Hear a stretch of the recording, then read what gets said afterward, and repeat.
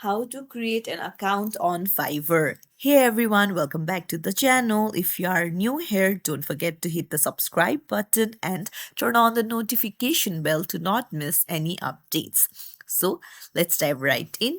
Open up any browser and then head over to fiverr.com. Then tap on sign in the top right beside join.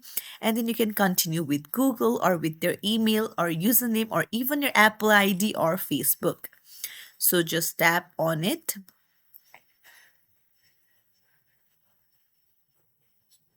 choose your account,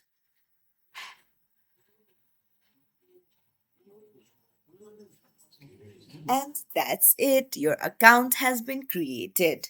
So you can choose whether you're a client or a freelancer and then hit next and just start exploring. So if you found this tutorial helpful, don't forget to like the video and subscribe to our channel for more tips and tricks. Thank you for watching.